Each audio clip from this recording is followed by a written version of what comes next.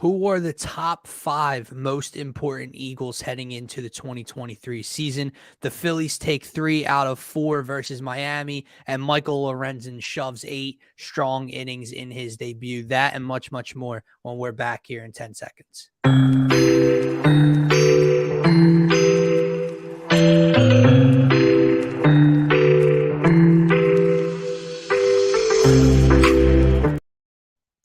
What is going on, everybody? Welcome back to the Phaithful Phanatics Show live here on DSM-Media's Facebook, YouTube, and Twitter channels. Guys, first and foremost, if you are new to the channel, make sure to check us out on Twitter at DSM_media. Hit that follow button. We greatly appreciate it. And while you're over on the channel, make sure to check out that link tree in our bio. It will take you to every social media platform we are available on. If you guys want to be interactive throughout today's show or any of our shows here at DSM, make sure you subscribe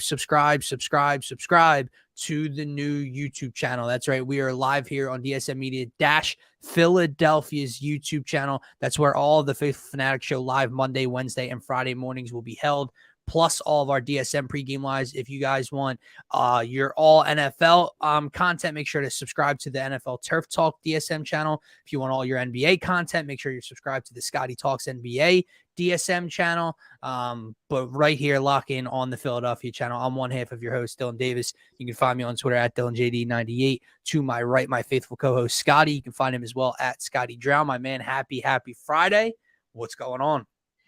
Hey, happy Friday, my man. And, not much, just coming off the first NFL game of the season last night. Wasn't mind-blowing by any means. It was actually kind of boring, but still happy. Still happy that it was on, man. I'm happy that football is back. I got most of my fantasy leagues are going right now. I think we got one last draft with the DSM league. Interesting, that I got to do, but exciting times. So we're gonna talk some birds, which always gets me hype in the morning, and then we'll talk about the Phillies, man, because they're coming off a big series win, like you said, against the Marlins, which everybody panicking, and fair enough, right? They've been inconsistent since the All-Star break, but turning the cheek a little bit here, even with Trey Turner's struggles, and able to win this series against a team that you're fighting, tooth and nail with to get that wild card spot. So huge series win for the Phillies. A lot to be excited about. We got a big weekend. I believe we take on the Kansas City Royals this weekend. Yep. Maybe me and you link up for a game on Saturday. Yes, so I'm getting hyped for the weekend, man. I'm getting excited and getting the juices flowing this morning. But happy Friday to you, brother. Yes, sir. Should be a good weekend. And you mentioned it. Look, we'll get into the Phillies later on in the show. But it was a huge series win. And obviously, listen, we both know that they were one Trey Turner mishap away, one Trey Turner swing away, one Trey Turner this, that, the other away from sweeping in Miami, right? Yeah. But it wasn't, listen, Trey Turner took responsibility. He said they lost because of him. And if he knocks the ball down, they do win, and they technically did lose because of him. But Rob Thompson wasn't good in that game. There's a lot of other issues going on in that game. So we'll get into all that later, but Lorenzon was huge in his debut. We'll talk about the deadline. Were you disappointed? I don't know. Can't be too disappointed after yesterday's outing, right? Right. It kind of turns the cheek on that as well. So, yeah, it's a good time to talk about it, What's going on, Brett? Happy Friday, my guy. But we're going to start with the Eagles, man, because you and I we've been sitting here and we've been thinking of what we can do on the morning show. And besides just reading the notes, right? Besides just going over what's happening in training camp. Oh, Jalen Hurts looked great this day. This person struggled that day. That's too boring for me because there's too many practices. There's going to be ups and downs throughout this summer. We have over a month before the regular season starts. So how can we translate what's going on right now in training camp to meaningful football? So the first segment we're going to start with today is who are your top 5 most important Eagles heading into this season? We were thinking about doing a list without Jalen Hurts because that's the obvious, right? But we're going to include him just because you have to, and we want to talk a little bit about Jalen Hurts. So we'll start with number 1 because I think that's the easiest route to go. Yeah. And that's the consensus, at least for me. Who knows if you have someone else, knock on wood, but I do have Jalen Hurts at number 1. It's the obvious answer. You could say that for every team in the National Football League, right? If my quarterback goes down, we're screwed. But it does get lost with this roster because so many people last year, outside of Eagles fans looking in, say that he took this leap because of the roster and because of AJ Brown and because of this acquisition and that acquisition. And you lose focus on what he provides this offense. We saw what a pocket quarterback can look like in this offense with Gardner Minshew. Now he's not the greatest pocket quarterback, but he is serviceable as a backup in his tenure in the NFL. And he came in and went 0-2. He lost to Andy Dalton and the Saints at home. Jalen Hurts, obviously, is the most important piece to this season. He has to stay on the field, and he has to at least stay steady Eddie with where he was last year. There's not going to be a decline, but I'm going to say there cannot be a decline because that would obviously hurt the Eagles' chances of getting back to where they want to be in the Super Bowl. So Jalen Hurts is the most important Eagle. I'll throw it to you, and then we can move on because that should be everybody's number one. Yeah, Jalen Hurts is the guy here at number one. You hit the nail on the head there. And, like you said, with Gardner Minshew, you got a short preview towards the end of the last season of what that looks like with a guy that can't do what Jalen Hurts can do with his legs. And you see how important that is to guys like Nick Sirianni, right? When in he's this creating offense. the game plan for this offense. So you even see it so far to the point where the Eagles, they go out and they get a quarterback that's more similar to Jalen Hurts and Marcus Mariota, who can use his legs, right? Maybe doesn't have the arm talent or the accuracy that a Gardner Minshew has, but he is able to use his legs and get out of the pocket. So you see that they want to keep the offense, even if Jalen Hurts somehow does miss some time, they want to keep it flowing the same way. But the simple truth, this guy's an MVP candidate last year, and without your MVP candidate, you're just simply not as good, and you're not an elite contender, and that's what it comes down to with Jalen Hurts. And on top of that, Marcus Mariota from the reports has sounded like he's been terrible at camp. So, so we're not in a position where, Gardner Minshew, maybe he can win you a game, right? Marcus Mariota, I don't know, and I'm not sure that I want to see that. So, Jalen Hurts by far the most important guy on this team. And what I would say, as long as we don't get, weathered by injuries, if you have Jalen Hurts, you're going to have a chance to win a lot of games. So, absolutely. Jalen Hurts. I mean, the man lost one game as a starter. Outside the Super Bowl, he lost one game as a starter. Yeah, and in the Super Bowl, he loses. He, throws for over 300 breaks records, yards and runs everything. for touchdowns. I mean, like I said, we're not breaking news here. For I would say, if not 100%, 99.999% of teams and fans across the league for their respective teams would say that their quarterback is the number one most important player on their team. But to all your points, like we said, it gets lost with Jalen a little bit because I don't feel like he has all of the respect from the outside looking in. Yeah, because I see a lot of clips on TikTok. I see a lot of other content creators from other fan bases that just hone in on this roster, right? Remember what Daniel Jones could do with this roster, Scotty? Remember all those people, right? Remember Brock Purdy could do things with this roster. That. Like that's why we had to at least hit on Jalen more than just glossing over him, because it's clear to us and it's clear to most people, but there are still some people out there that say X, Y, and Z quarterback who are bottom 10 in the league could perform well with this roster, and you miss what he provides to this team, both with his arm and with his legs, right? So Jalen Hurts, number one most important Eagle heading into the 2023 season. Number two, I got to go with the right tackle. I got to go with my man, Lane Johnson, man. And it's pretty simple. It's the resume. It's the track record of what's there and what's been proven without Lane Johnson on the field. Yeah. The winning is affected by Lane Johnson being on or off the field. The quarterback play. Lane Johnson hasn't allowed a sack in how many seasons? 3? Just over. I want to say at least the last 2 seasons. Yeah. It's been a while since Lane Johnson has allowed a sack. It's been a while since Lane Johnson might have allowed a quarterback pressure, right? But it's just as simple as they win when Lane Johnson's on the field, and they struggle and lose when Lane Johnson's off the field. So he is my number 2 most important. Like we said, Jalen is an MVP type quarterback. right? So he goes number 1. Lane Johnson is the best right tackle in the game for my money. So that's why he slides in at number 2.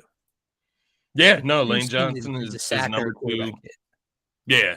Lane Johnson is number 2 for me as well. And we've seen this even dating back to the Carson Wentz days of how much this team hurts when Lane Johnson is out. It just leaves a gaping hole in the QB's backside, and you never want to see that, right? So, or actually, I should say the QB's strong side. So when you're looking at like the edges that you have to go against on the right side as well, he's always facing the top tier edge rushers of the world. So he's your protector on the right side. He's that leader. He's that caterpillar, right? That anchor of the offensive line. And I went ahead and I looked up some stats just without Lane Johnson. So the Eagles are 13-22 all time when Lane Johnson misses games. So a losing record, and they're actually losing by 9-game disparity there. So it's a pretty significant losing record. Jalen Hurts without Lane Johnson, 76.5 passer rating, 1,972 passing yards, 9 touchdowns, 7 interceptions in 12 games. So the numbers aren't great when Lane Johnson isn't there as well for Jalen Hurts. Nothing's great when Lane's off the field. That is in your face when Lane Johnson is not there. So he is a key piece to this team. And we've seen it firsthand how significant it is when he's off the field. And we see how significant it is when he's on the field in Correct. the playoffs when he's playing with a torn abductor or whatever that was in his stomach. Right. And he's still a top tier right tackle, still not giving up sacks or QB hits, even with the injuries to his midsection. So this dude's a beast. And I'm just counting, I'm hoping. We know that Jason Kelce's retirement's around the corner. Lane Johnson has been through a lot in his career. He's been around for a while, and I'm just hoping that he's sticking around for at least 1, 2, 3 more years, man. Because Jason Kelce's a huge part, and I'm not speaking. I don't want to sit here and like compare him, but Lane Johnson's first on this list before Jason Kelce is on this list. Oh, absolutely. So what does that speak to? Does that mean he's more important to the offensive line? I'm not going to have this battle and discuss and argue that point. No, I'll answer your question for you. Yes, he's more important to this offensive line. It's just the God's honest truth. Think about where more pressure and different things happen off the edges, right? If Jason Kelce goes down, we do not want to see that. But if he goes down, Cam Jurgens will slide over to center, and then somebody like a Tyler Steen or somebody else will fill in at that guard position. And then you're talking interior pressure where it's easier for Jalen to escape the pockets. It's easier for him to see coming and read and everything like that. You lose Lane Johnson. Again, the numbers are there, man. It's not like Jason Kelce's a warrior, but he has missed a little bit of time in an Eagles uniform, right? And it just, the numbers aren't the same. Lane Johnson is better at his position. Lane Johnson affects this team more, and he affects winning more. And it's the disparity. Like I said, it's the drop-off. Listen, Jason Kelce, to me, is a first ballot Hall of Famer. He is one of the best centers to ever play this game. I think he's still one of the top centers, top 2 centers in the league right now. But to me, the drop off from him to what we're expecting Cam Jurgens to be is not nearly as steep as Lane Johnson to back up, whether that's Dennis Kelly, whether that's Jack Driscoll, whoever it is, the drop off from Lane to that person is huge compared to what Kelce to Cam Jurgens would be at center in front of Jalen Hurts. Absolutely. That's the biggest difference, is that you do and have this is a great point by Brett. He does run the offensive line. Again, it's just what I've heard from Cam Jurgens is I think he would be able to step in more seamlessly at center than the backup right tackle would, and I think it'll affect winning more with Lane, right? So Jalen number 1, Lane Johnson number 2. The third most important player heading into this Eagles season, I have Hassan Reddick. Now, hear me out. I know this sounds crazy because we're talking about the deepest position group that this team has, right? We're talking about the deepest rotation, and we know what they do with these edge rushers. But to me, Scotty, this defensive line, those sack totals duck because he had 16, 17 last year.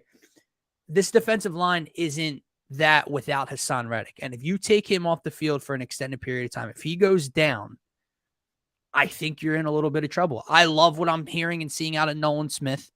I get the comparisons. I get the size, right? But he's an unknown. He's a rookie. Jalen Carter. We have all these expectations for Jalen Carter, but at the moment, he's an unknown. He's a rookie. Never played a snap yet. Jordan Davis, not a pass rusher. Yeah. Fletcher Cox and Brandon Graham, another year older. This pass rush that was so lethal last year that we're expecting to be back at the same level this year under Sean Desai will not be the same without Hassan Reddick. And I think this defense could get torn up a little bit not torn up, but I think this defense could get beat up a little bit without Hassan Reddick on the field. Yeah, I actually like that pick. I don't have him on my list here, but that is definitely kind of an out-of-the-box pick.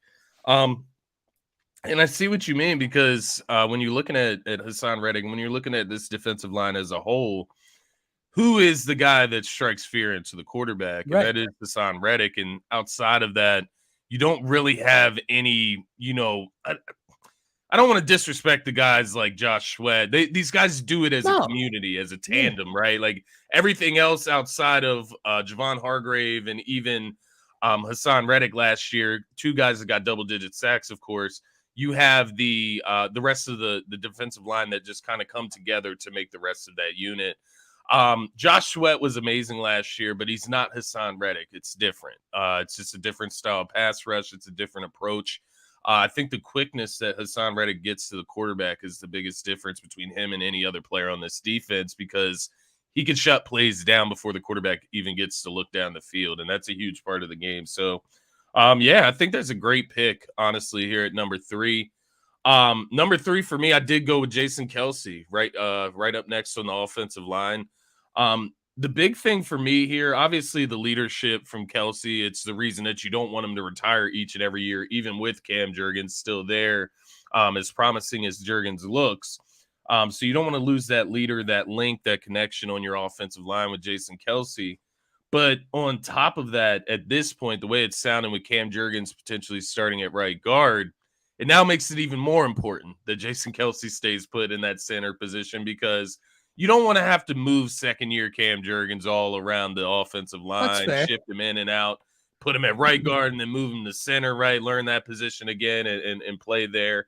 Now, do I think that Cam Jurgens couldn't do it? No, I think he could do it. I think he could do it successfully as far as transitioning from right guard to center. I think they're still going to be practicing him in that role, I'm sure, just because he's going to be the second center in the depth chart, right? But looking at just the hole that it would create at the right guard spot, because now you're sliding in another non-starter into that offensive line and figuring out something new. So just looking at the hole that it leaves with Jason Kelce, the leadership, the experience that he brings in the huddle. Are you able to do the QB sneaks, right? Like, I know that was the big thing this offseason. Are you able to do those QB sneaks without that hog in the middle and Jason Kelce that just stuffs everything up, pushes the pile forward? So Jason Kelce, maybe it's more of an aura type of thing with him. I think just having him on the field, right? That Mr. Reliable type of situation. I think it is. But yeah. And here's why I think it is. So preview here, right? Spoiler. I don't have Jason Kelce on my list. Fair enough. And I know that sounds effing bonkers, right? And it probably sounds nuts to Brett. There's a lot of important people in this team, think, like I said, dude, I still think if he's not the best center in the league still, even at this point of his career, he's still top 2, top 3 center, right? You're the kid in Kansas City, whatever. My thing is every year, every offseason, we're kind of hanging on to see what he's going to do for the last 2 seasons. Is he coming back for another year or not? And Howie has already kind of planned for the future there with Cam Jurgens. Now, I get your point. He slotted to start at guard. That could create an issue there if Kelce goes down. But in terms of that center spot specifically, I think they're already okay at that position if he is to go down. Is Cam Jurgens Jason Kelce? Hell no, that's not what I'm saying. But I think they're okay enough because that's the plan anyway. If he doesn't come back this year, Cam Jurgens, your starting center. Yeah. And to Brett's point, I love Jason Kelce, man. But if he doesn't come back and they're rolling with Cam Jurgens, they're not a 4-14 team heading into the season. Yeah. So if they lose Jason Kelce, they're not going to be a 4-14 team for my money. So I think he's important. I think he's top 10 most important. I think he's still a top 2 center in this league. He might be my outside of Jalen Hurts. He might be my favorite my favorite Eagle. But I just don't have him on my list. At number 4, this one's interesting because I narrowed it down to 2 position groups here, and they're very similar: wide receiver, corner. And I was leaning corner at first because you and I have had this conversation. If Slay or Bradbury goes down, what's going to happen? But I'm reading the tea leaves, and I'm seeing reports come out of camp about Kelly Ringo. Yeah. And you brought in Greedy Williams, who's still a young, lengthy corner coming over from Cleveland. I think they're serviceable enough. You still have Avonte Maddox, who we know is a slot guy, but you can do different things. Yeah. I think they're serviceable enough at corner if one of those 2 were to go down to stay competitive. If A.J. Brown goes down, you could say the same for Devontae Smith, but I'm going to go with A.J. Brown at my number 4. If he goes down and Smitty has to slide up to your number 1, the drop-off in talent in that wide receiver room is much more drastic to me than the drop-off at the cornerback room. And I think we saw last year just how important A.J. Brown is to this offense and how important he is to Jalen Hurts himself. And I think it's important for them to take another step and grow together on the field, not just off the field as their best friends, right? What do you have? 1,500 yards, almost 1,500 yards last year. Double-digit touchdowns. He was ridiculous in year 1. Maybe the production, statistically wise, goes down a bit because, they're going to share the ball. They have all these running backs, everything. Yeah. But I think A.J. Brown is crucial just as a pure threat on the field for this offense.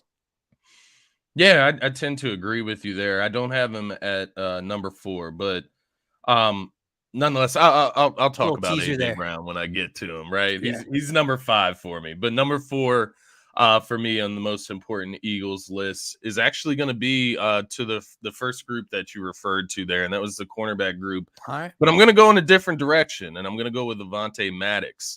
Because, that slot corner position, we saw how important that was down the stretch when Avonte Maddox missed some time towards the end of the season.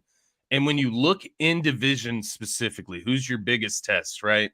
It's the Dallas Cowboys. And when you look at the difference of having Avonte Maddox versus CeeDee Lamb in the slot versus anybody else on this roster, Josiah Scott, whoever the hell you want to throw in that slot position to go against those slot wide receivers.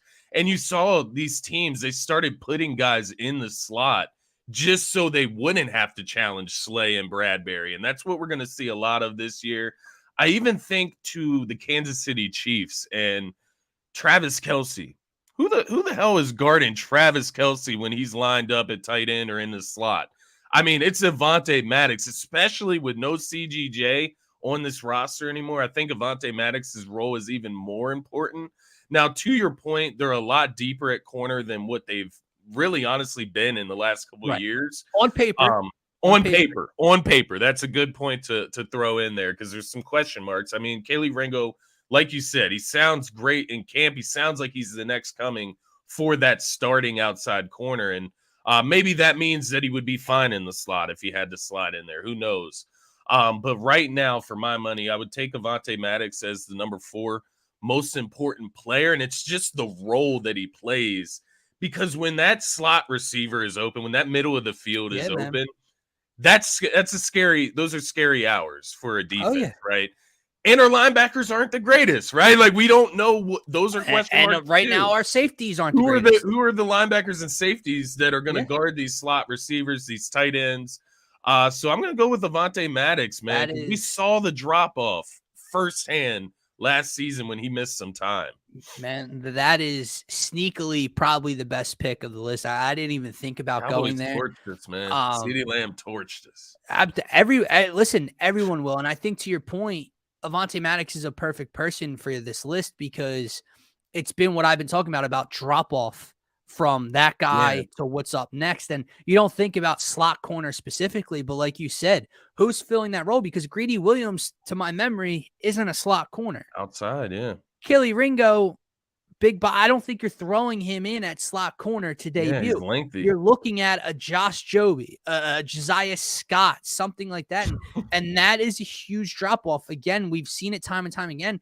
Out of the CB room, Avonte Maddox has been the most injury-prone every season. So we have lived life without him. We've survived, but it's been ugly when he's off the field. So to your point, I think that's a position where they can survive without him regular season. I think in a postseason matchup, if he's out, that could hurt, man, depending on who a San Francisco 49ers team. Debo, man. CMC lining up against Josiah Scott. There could be a lot of issues there, man. So great pick. At number 5, obviously, I know you have A.J. Brown. So I'll let you go first. A.J. Brown's your number 5. Just to continue your point off of A.J. Brown, his importance to the offense. He is the main target on this offense. He's Jalen Hurts' best friend. So there's a lot that ties in there. And I do, even to your point earlier, I know you said you lose Smitty and there's a drop-off too, and I agree with that. But I think A.J. is even more important just from and he's the better receiver, right? Yeah, I don't know yet. You know what I mean? Like, he is the better receiver. Well, listen, we ranked him 7 and 6 on our list, and Smitty wasn't top 10. Yeah, so we're high on Smitty though, right? Like we know the potential is there that he could be a wide receiver 1 on his own team. Sure. But AJ is that guy for this team right now. And to your point, he is the most important focal point of this offense because of the attention that it takes. I'm just thinking about those drags, right? When they bring him in motion before the play starts. Everything, man. Just everything. Those are automatic first downs. The slants through the middle, those are automatic first downs. But then he also takes the top off the defense as well with the deep ball. So he covers a lot of the bases for the Eagles. I think he all three levels of the field, more so than any other wide receiver does. He was 6th in yards after catch last season as well. Just speaks to the slants, the screens, what he can do once the ball is in his hands. So, yeah, A.J. Brown at number 5 for me. And to your point, very important part of this offense. Yeah, I just think he affects all 3 levels of the field more so than a Devontae Smith does right now, right? Exactly. You go to week 1 last year where he was just like slant boy, right? He was Michael Thomas 2.0 in week 1. It was slant, yard after the catch, ate them up, right? Over 140 yards, whatever. You can go to when he played with Gardner Minshew against the Saints and he had a season-long 78-yard touchdown on a go route down the sideline. Ran a double move and a go route against Trevon Diggs and the Dallas Cowboys with Gardner Minshew, right? So, and then we know what he can do in the intermediate on a post, on an out, anything. You can use him in the slot. You can use him outside. You can put him in motion. You can use him as a decoy. His physicality, his size, his hands. You talked about the Pittsburgh game earlier, the Tennessee. He affects so much. And even the games where he has 4 catches for 58 yards and no touchdowns, if I would bet money, I didn't go back and do the research, but I would bet money those games would be kind of like Washington when Devontae Smith had 156 yards in the first half. Now, why is Devontae Smith able to get 156 yards and 7 catches? Because A.J. Brown's on the other side. Because he's great, but also because A.J. Brown's on the field across from him. Yeah. He affects so much even if he's not the target, right? So that's why I think he's on this list more so than anything. At number 5, this one's tough because he's not a better player than Jason Kelce. He's not a better player than one of the corners, right? He might not be a better player at his position than Devontae Smith is. But I'm going to go to the opposite tackle of Lane Johnson, and I'm going to go with Jordan Mailata at number 5. Because I value tackles that much, especially on this offense, right? Yeah. I mentioned earlier, if Lane goes down, if a guard goes down, it's so much easier for Jalen to read and see interior pressure. Yeah. When you're talking about missing Lane and what that can affect with Jalen having to then climb the pocket, if Mailata or Lane go down, I'm talking about Mailata here, and that's his blind side especially. If he can't see that, if he's forced to move the pocket, he has to climb it then if the pressure's coming from the outside. If the pressure's coming from up the middle, that allows Jalen to utilize his legs, get outside the pocket. And that's something not a lot of defenses want to do. They want to bring the pressure from outside, trap him, and make him climb, right? Which I'm not saying he can't do, but he's definitely more effective getting outside the pocket and rolling, right? So to me, if you lose Jordan Mailata, again, the drop-off, the backup tackles on this team are not, at least with the guards. Yeah, I know Tyler Steen hasn't had a great camp so far, but you do have Tyler Steen, who was drafted highly, right, and thought highly of. You do have Sua Opeta. You do have Josh Sills, who was Jack Driscoll can play both, right? You have more options at guard to where, again, we're talking Dennis Kelly. We're talking Roderick Johnson and Fred Johnson are second and third at left tackle behind Jordan Mailata right now. Brett Toth, like Brett said, there's a lot of names right now that I don't want to see on the Eagles football field this year. Yeah. So I think Jordan Mailata is very, very important, not for just the talent perspective, but what that hole would provide, man. Yeah, no, I completely agree there. And you think back in the day, you know, your long-standing left tackle, and it was always Jason Peters, right? Right. He was that guy protecting the backside of the quarterback in Philadelphia, and he's gone now. And Jordan Mailata's been the guy that's been able to step into his shoes and completely fulfill the role. And I think to your point, you made all great points. I'll just add another one on there. You know, who's the first guy that steps up for Jalen Hurts whenever there's any type of cheap shot or any type of questionable play? You know, somebody diving at his legs or hitting him up top after the new bodyguard. He's literally the bodyguard for this guy. And I know Lane Johnson, he's super important, but Jordan Mailata is the guy that's always there, right? And to that point, it's extremely important for I feel for Jalen Hurts to see him there. And I think that goes for Lane Johnson as well, right? Like just having your tackles there and having the confidence to do whatever you need to do without worrying about them breaking down.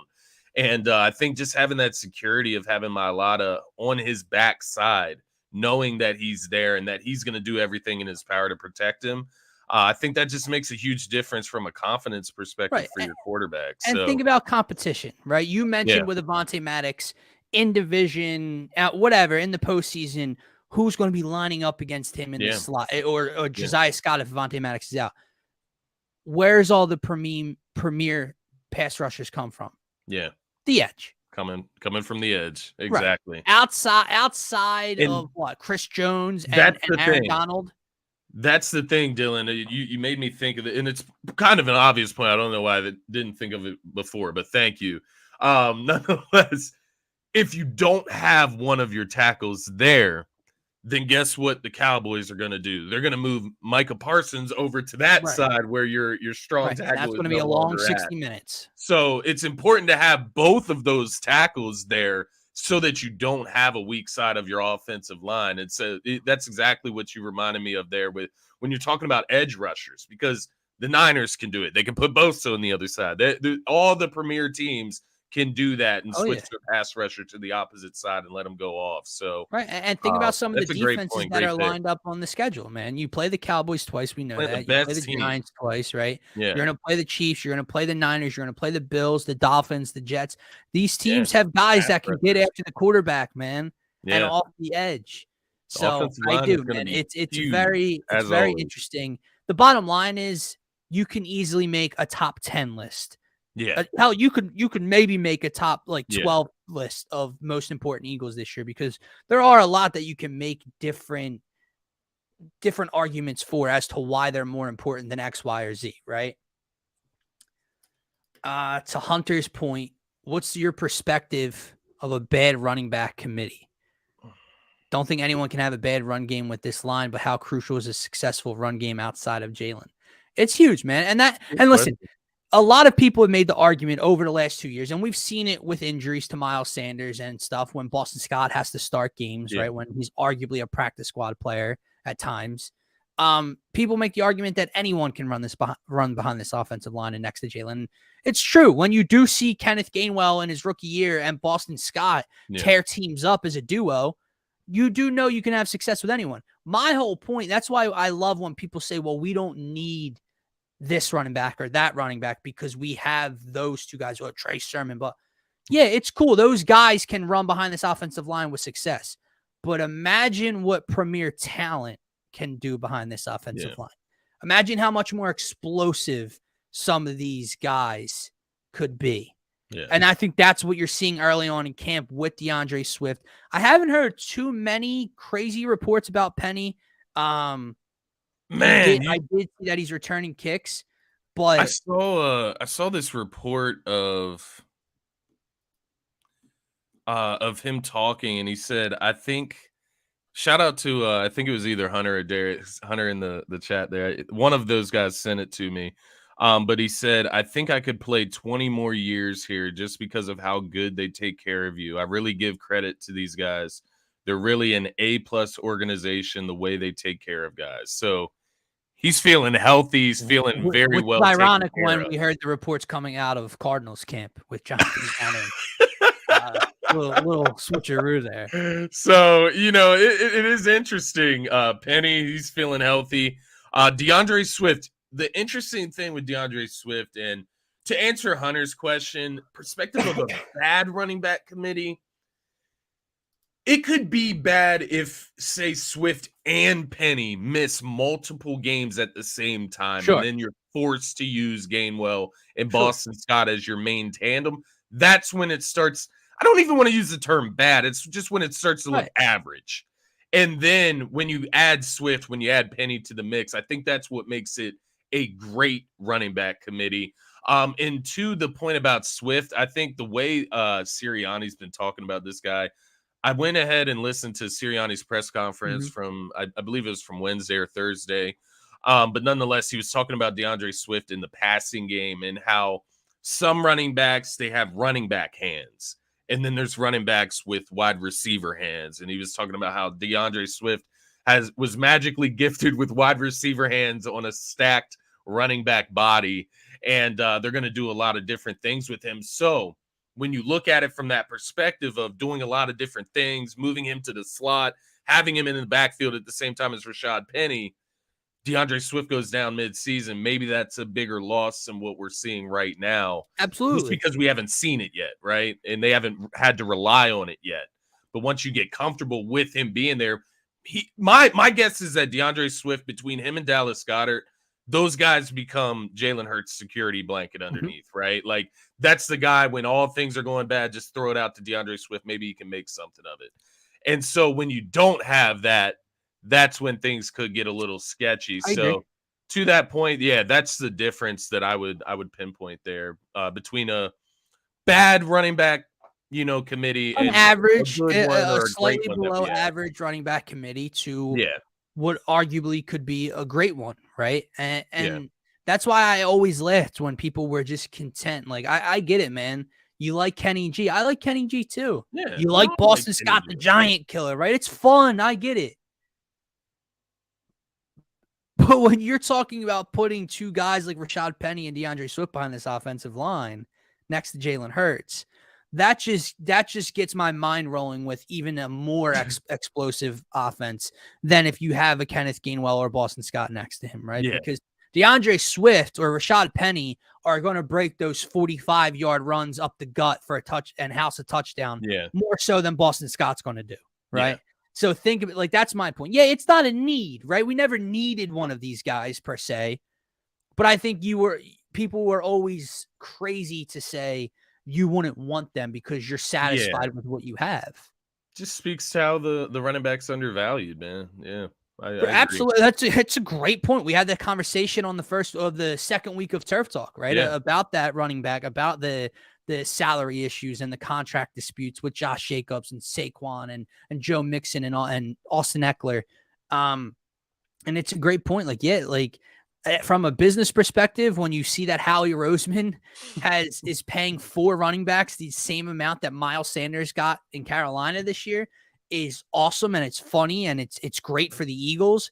But it's crazy to think about how highly we're speaking of DeAndre Swift in this offense, and the dude's making like 1.5, 1.6 million. It's crazy. It's crazy, man. Yeah. Crazy. But listen, Happy to it's have him. 1.5 more than I'm making, so I don't feel too bad for the Yeah, guy. he's not losing But too bad, but still, man. In respect to the other players in the league and the other position groups, it's a little rough. It is crazy to think, a guy like Rashad Penny, even who had success in Seattle. I know he has an injury history, which maybe that's just what that does to so the do running back. so many running backs, man. Yeah, there's just so CMC many. has an injury history. Zeke Dalvin isn't even in Cook, the league right now. right? Dalvin Cook isn't even on a team right now. Like, there are running backs available. It's crazy. Kareem Hunt, right? He's a Yeah. guy that we wanted last season at one point, just to have like that pass catching perspective. Which, by the way, Nick Chubb, fancy Still football. not. Oh my God, Nick Chubb Yeah. is going to explode. Oh my God, yeah. Draft Nick Chubb, dude. No third down, It's Kareem about Hunt. No time that goal they line, stop Kareem splitting Hunt. carries, man. Yeah. Stop that shit. Give it to Nick Chubb. Yeah. It's the number one running back in the league right there, baby. Let's move on to the Phillies before we wrap up this show. Like we said earlier on, took 3 out of 4 against the Miami Marlins. Obviously, huge series when you're looking at the wild card standings right now for where the Phillies and the Marlins both were respectively heading into the series. Yes, we're aware that it coulda, shoulda, would've been a sweep, a 4-game sweep, right? If not for some questionable decision making and bad play in the field by a certain $300 million shortstop right now.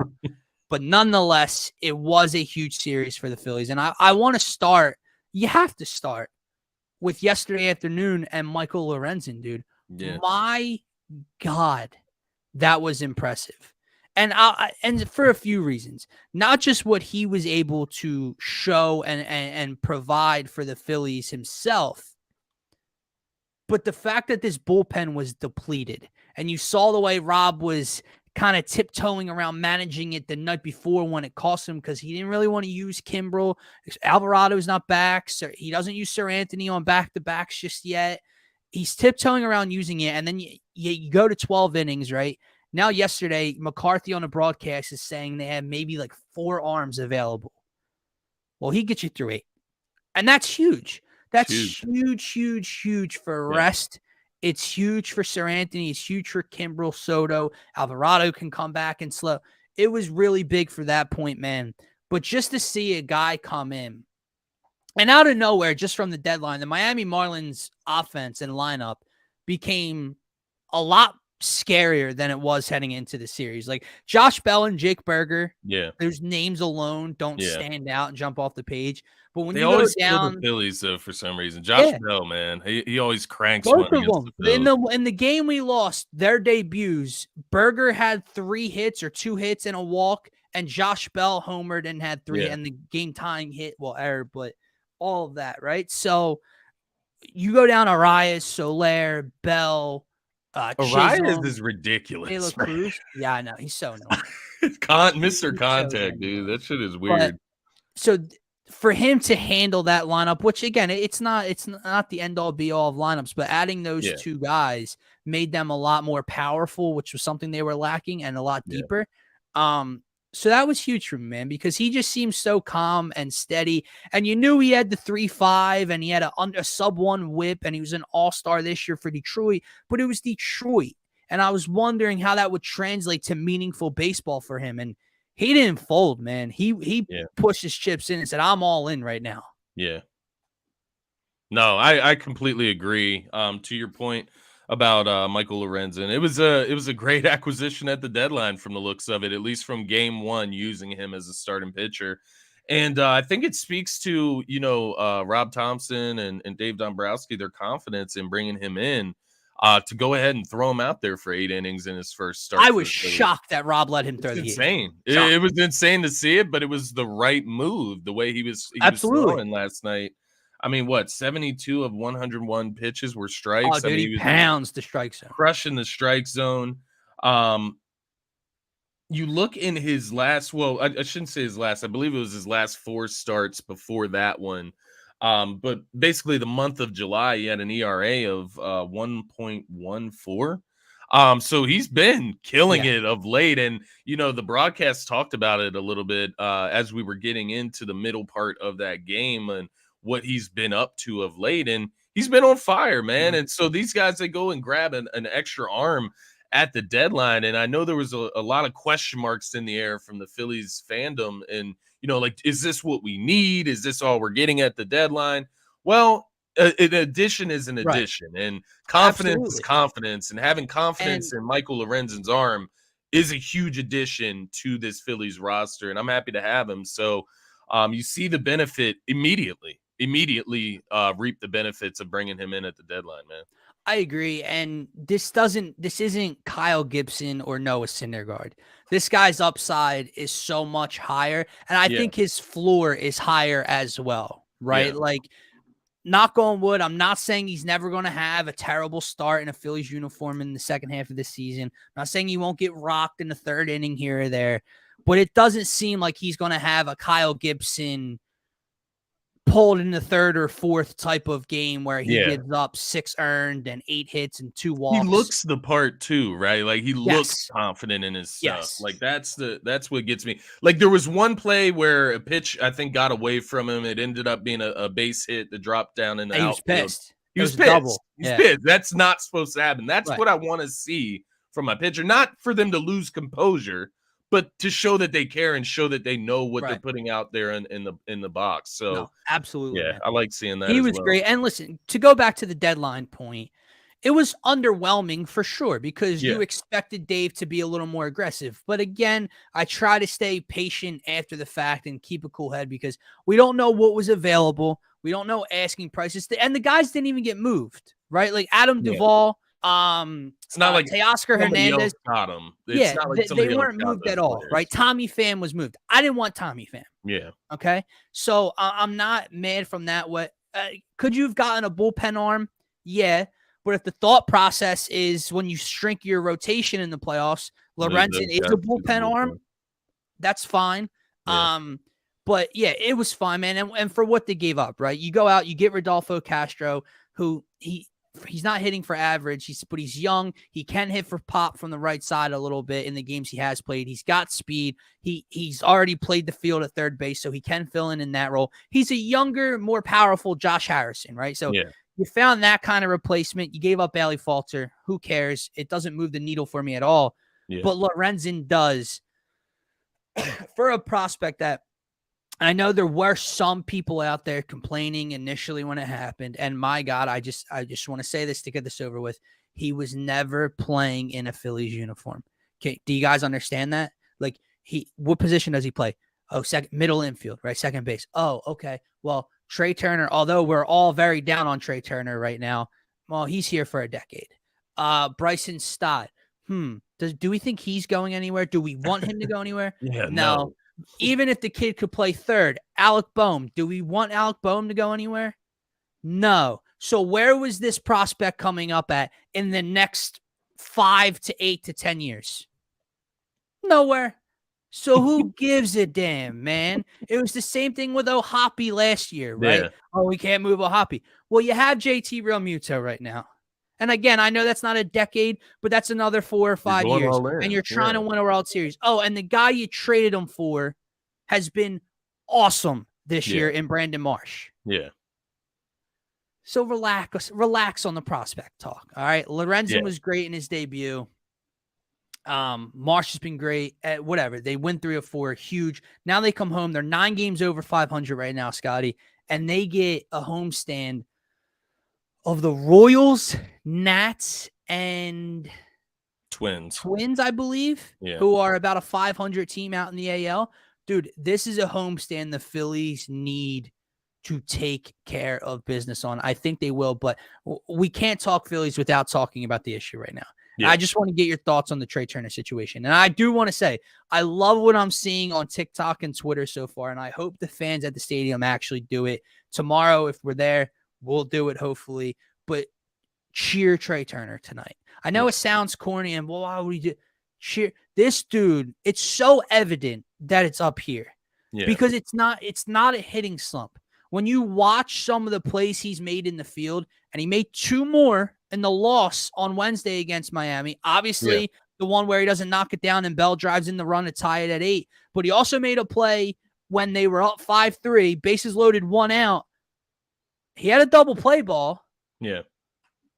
and just took the out at first. The dude wasn't even halfway to second base when the ball was in Trey's glove. It's when you see it translate to his glove and the fielding, that's all up here. I don't know what fixes it because he's been knocked down the lineup. He's gotten a day off. You're not going to send a $300 million man down to AAA for a couple games, right? I don't know what it's going to take to fix it, but I do know that boos aren't going to help. So cheer them and see if anything can help, right? We'll do anything to help. Yeah. I think it's a tough situation because it's a guy that's making a ton of money, and we've gone through this with so many players, right? And some of the players deserve the money, some of them didn't. I think this is a case where Trey Turner, his resume, he does deserve that money. He deserves that paycheck, right? It's just that he's not earning it this season. So I think the reason that we have to kind of turn the cheek and just cheer for this guy and hope that we can bring him back mentally and show him that we do support him, because at the end of the day, we want the Phillies to win. Right. And what will help them win? Trey Turner playing better. America will help them win. Trey Turner could give you his average season, right? It doesn't even have to be a great or good Trey Turner season. He could just give you his average, and that would be great for the Phillies. So, like, it's not that we need him to do just like so much more for this team. We just need him to be a little bit better, man, in all aspects of his game, calm right? down, bro. He's just got to unlock it. And I think once he finds it in that Phillies uniform, we'll be good. It's just a matter of how long is it going to take for us to find this. The main thing for me, man, we need to find it before the playoffs. And, obviously they're sitting in a wild card spot. I believe they're in the number 2 wild card spot right now, a half game or a game up on the team below them. He needs to be right by the time we get to the playoffs because we need another bat. We need another guy to drive in runs, to get on base, to steal bases. We need him to be at his top and on the defensive side as well, man. We need him to be the top player that he is. And that's the reason you go out and you get Trey Turner last offseason, is to be that final piece to get you over the hump and win the World Series. So he needs to fulfill that in some sense throughout this season. But to your point, ragging on guys and, disrespecting guys and, running their name through the dirt. Listen, it's not going to help anything. It's not going to help Trey Turner. It's not going to help anybody on this Phillies roster. Listen, I'm not saying this like he's not built for Philly. Yeah. But I'm telling you right now, from what I've seen, body language, his facial expressions coming off the field when he makes a mistake, that interview, dude, I was pissed at him. And I lost money on that game because of him, right? Yeah. I was pissed. But I watched that interview, man, and the first thing I felt was just bad. He was like pacing back and forth, head down, didn't want to make eye contact with the cameras or reporters, but took all the blame. I know we lost because of me.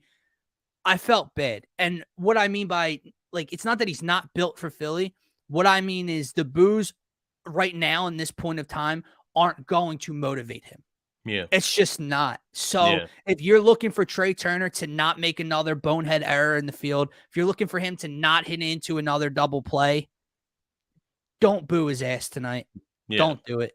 And it's crazy. I don't think they will. But and Scotty, it's just, I don't know what fixes it. It'd be outside of him just calming down and getting it mentally straight, because Ruben Amaro Jr. brought this up the other night. Scott, watch his at-bats. He's never up in a count. Yeah. Never, ever, ever. 0-2, 1-2, every single at-bat. And at least one of the first 2 strikes is him swinging at a pitch out of the zone. Whatever it is, man, he's not seeing the ball right. He's not. It is a tough watch. Runner, even the Marlins game with the errors in the field, whatever. He had 2 opportunities with 2 outs and runners in scoring position to come through. Yeah. And he had 2 awful at-bats. Yeah. Oh, man. It's very weird, man. You look at Nick Castellanos last season too, right? Like, just his at bats and the struggles he went through mentally, it makes you wonder, like, shifting across the country from LA to Philadelphia, like, is there I anything get that it, but plays like I in there? said, like But he went from Washington to LA mid-season played and fine. Yeah, he's performed. done this before. So that's the weird part to me, man. And Yeah, listen, when you play on that World Baseball Classic stage and you play with all these guys in the U.S. locker room, and he stood out above all of them. yeah, That's a time where you could have felt pressure or overwhelmed or, oh, do I belong here? And you shined on the brightest stage.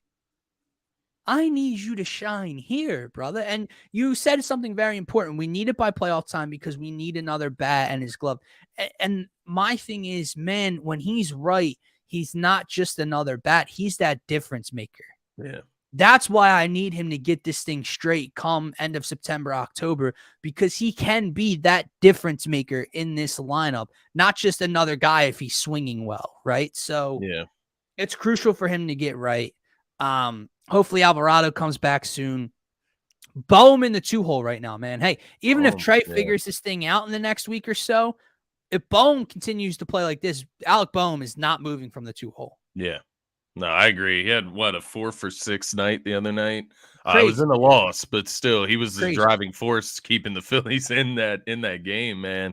Yeah, Alec Bohm, he's been really good of late, especially, and it just speaks once again to why it is so important for guys like Trey Turner, Nick Castellanos, even Kyle Schwarber. Right, he's in a little bit of a slump now as well. Hasn't hit a home run in a while, but um it just shows why it's important for those guys to get going. They don't have to be on fire, right? They don't have to be raking, but they can just get going and play to their average output, and just don't have it happen to where all three guys go 0 for 4, 0 for 5 in one night, right? Like, that's all we're asking for here, is for these three guys to not combine for an 0 for 12 or 0 for 15 Yep. night from the plate. So yeah, I think this just speaks, Bohm. You talk about Bryson Stott getting Bryce Harper back in the flow. JT's starting to get his power back. Marsh. You look at these things. Rojas has been these are good. things going our way. Lorenzon, right, comes in, gives you 8 innings. Once again, we just need our big bats to step up and play their part. It's not that we need them to come out and be the best bats on the team right now. It would be nice because they have the capability. Right. But we don't need them to do that. Just be average at least. Just don't be an 0-4. And that's what we got to get these guys out of. We got to get these guys out of the funk. Castellanos played a little bit better down the stretch of that Marlins series. Looked like he was starting to get a little bit of what he had earlier in the season back. Kyle Schwarber and Trey Turner, they gotta turn it around a little bit there. But yeah, just keep the faith and support the guys, right? It's one of those things. I think even Castellano pointed to it the other night when he had his I believe it was his walk-off home run that won it. Yeah, he had his walk-off homer. Cool statement, dude. And he was basically saying, we're not gonna win every freaking game, guys. Like, like it's a long 162 game season. There's gonna be cold nights. There's gonna be nights where there's errors in the field. And they're it not happens games when over you're 500. playing every day, man. So yeah, to that point, I agree. I think we got to give them a little bit of room here. But as you mentioned, this home stretch is really where you take control of that wild card run and that wild card seeding. So got to take advantage and, quite honestly, win all of these series and maybe even sweep one or two of them if you can. And maybe I'm asking for a lot there, but that is how you show that you're getting ready for the playoffs, right? You're 9 games over 500 right now coming home. Let's just even take the first 2 series. Forget the Twins. Let's take the Nats and the Royals series. You should be no worse than 4-2. Yeah. No worse than 4-2, right? Yeah. So if you go 4-2 over the next 2 series, you're 11 games over 500 in the middle of August. Would anybody like that? That's the point. Like, you look at the fact that they're not winning their division because Atlanta is Atlanta in the regular, right? Like, and you look at the fact that, they're not running away. Well, there's been some surprising teams. Like, no one expected the Reds to be 7 games over 500, man. Like, no one expected that. No one expected the Giants. Like, dude, the San Francisco Giants are not a talented group. You can run through their lineup. You can run. They're not. They pitch well, and they got whatever. They're 12 games over 500. Like, you expect that to come down to earth a little bit. You expect the Marlins, like the way the Phillies just took care of them, to come down to earth a little bit. Yeah. You kind of expect the Reds to come down to earth a little bit. The Diamondbacks have come back down to earth. So, again, we've been saying it for over a month. I fully expect the Philadelphia Phillies to head into the postseason with the number one wild card spot. Because when you look at those teams, talent for talent, what they were able to accomplish last year and add in the offseason, the Phillies stand alone in those in those group of in that. Let me ask you one hypothetical question to end the show here. If the Phillies had Trey Turner playing at Trey Turner level this season, would they be able to compete with the Atlanta Braves for the division?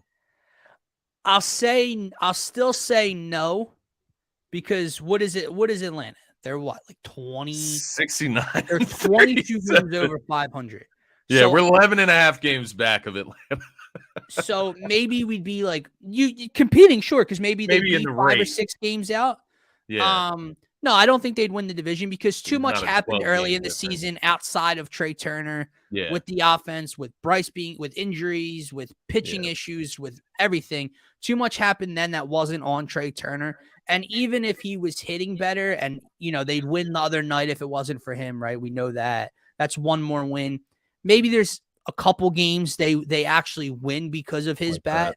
But I don't think too much has happened where outside of last night or 2 nights ago, you could say they lost because Trey Turner. That's Trey Turner, I got you. So I got you. I think they'd be better. Like, instead of 9 games over 500, maybe they're 13, 14 games over 500 right now at this point if he was much better.